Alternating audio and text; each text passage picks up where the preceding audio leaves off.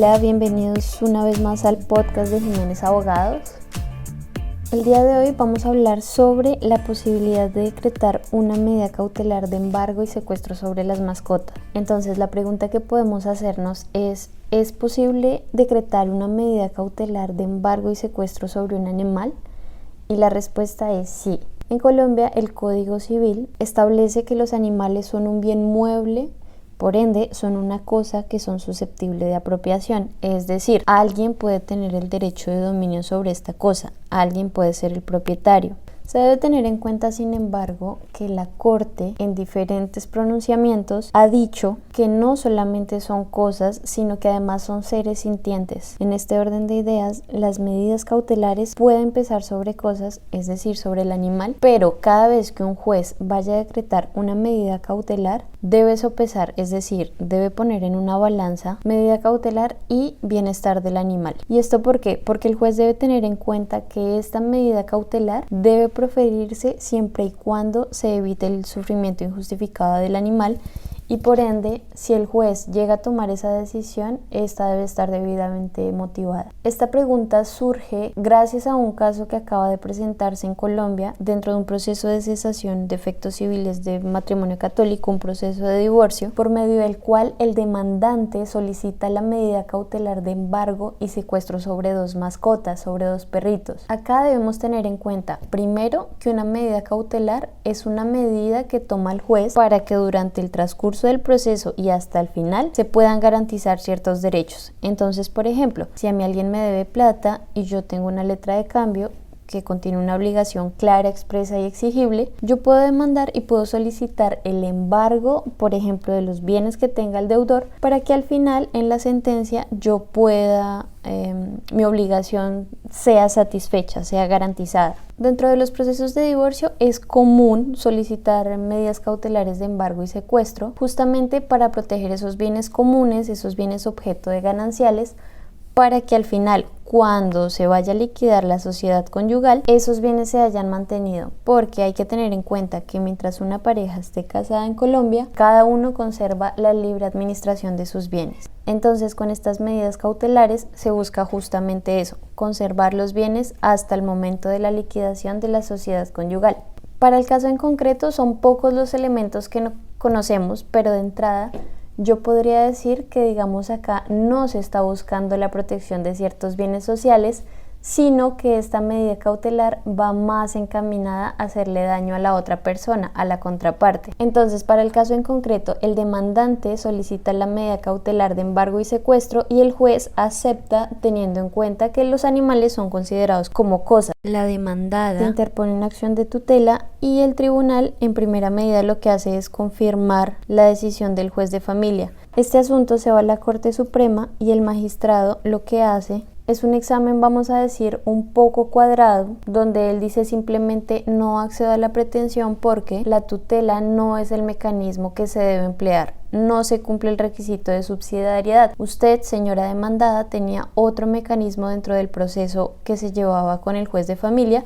Usted tenía otro mecanismo, entonces úselo primero antes de venir a interponer una acción de tutela. Lo más interesante de esta sentencia es que hay un salvamento de voto que nosotros compartimos en su totalidad del magistrado Haroldo Quirós. Salvamento de voto es cuando uno de los magistrados dice: yo no estoy de acuerdo con esta decisión que se acaba de proferir y mi posición es esta. En este sentido, el salvamento de voto del magistrado Quirós lo que dice es: con esta sentencia se está perdiendo la oportunidad de hablar de las familias multiespecie y el juez debió haberse pronunciado sobre el fondo del asunto. Familia multiespecie entendida por tal como aquel núcleo familiar que está conformado no solamente por seres humanos, sino también por mascotas. Compartimos esta postura porque consideramos que es una medida que se ajusta a la realidad social actual, donde las mascotas son considerados como un miembro más de la familia. Hoy en día son lazos, son relaciones amorosas que se crean entre el humano y la mascota. Hay muchas personas que encuentran esos lazos ni siquiera en otro ser humano, sino en ese animal de compañía. Hay un punto muy importante que toca el magistrado y es la realidad social que estamos viviendo. Acabamos de pasar una pandemia que nos llevó a disminuir el contacto físico y no solamente esto, sino también la existencia de las interacciones en redes sociales, el hecho de que ya no tengamos que ir a una oficina, sino que podamos hacer trabajos remotos, que ya no tengamos que ir a una universidad, sino que hayan formaciones que podemos hacer en línea. Entonces digamos que todo esto ha facilitado una reducción en la interacción social que tenemos las personas, pero también hay otros factores como por ejemplo la natalidad decreciente. No en vano países como Canadá, como Alemania empiezan a implementar políticas migratorias para recibir extranjeros, porque su población actual envejece y no hay jóvenes, no hay juventud que de acá a mañana sostengan el sistema. Y no solamente esto, también vemos la flexibilidad en las relaciones sentimentales. Hoy en día hablamos de familias homosexuales, heterosexuales,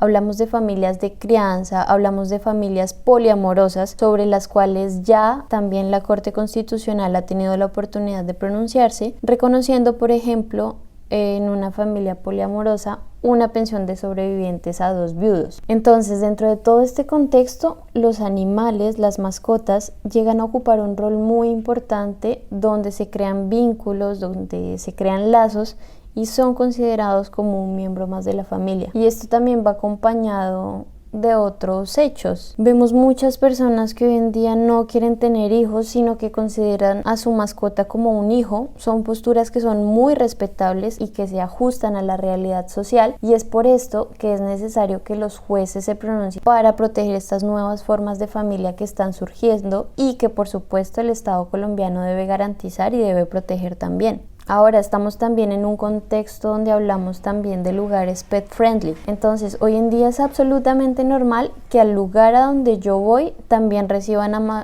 acojan a mi mascota en restaurantes, en centros comerciales. Y es esto, podemos compartir con ellos también en un ambiente social donde ellos nos van a acompañar. Esto también se ve reflejado en el hecho de que se creen tiendas especiales que venden ropa para mascota. Vemos también colegios para mascota, universidades para mascota que tienen ruta. Y es una realidad que muchas personas no comparten. Yo personalmente lo hago. Y soy partidaria que el Estado y los jueces tienen que entrar a regular y a pronunciarse sobre estas nuevas formas de familia. En procesos de divorcio, hoy en día es común que existan acuerdos privados no judiciales sobre quién se va a quedar con la tenencia de la mascota, quién va a aportar para la manutención de la mascota. Digamos que hoy no existe una ley que obligue a realizar este tipo de acuerdos, pero en el ámbito privado las personas lo están haciendo justamente pensando en el bienestar de sus mascotas. Y acá yo hago personalmente un llamado de atención, si hay abogados que nos están escuchando o si hay jueces que nos están escuchando, a tomar conciencia sobre este tipo de medidas cautelares que se puedan solicitar. Un proceso de divorcio por sí ya es traumático para todas las partes, es traumático para los hijos, aún para los animales, y el objetivo es que siempre se logre el mejor acuerdo posible, llegar a un acuerdo donde no solamente la pareja salga beneficiada, sino también los hijos y las mascotas, los animales. Es decir, el ideal es crear un entorno en el cual se busque el bienestar más alto para todos. Entonces la pregunta que nos podemos hacer es, ¿realmente una medida cautelar de embargo y secuestro en qué me beneficia o qué beneficio va a tener sobre mi mascota? Entonces, si la respuesta es no habrá ningún beneficio para mi mascota, pero por el contrario va a cambiar sus condiciones de vida, de pronto para mal, ¿realmente es necesario solicitarle al juez o proponerle al cliente ejecutar una medida cautelar como esta?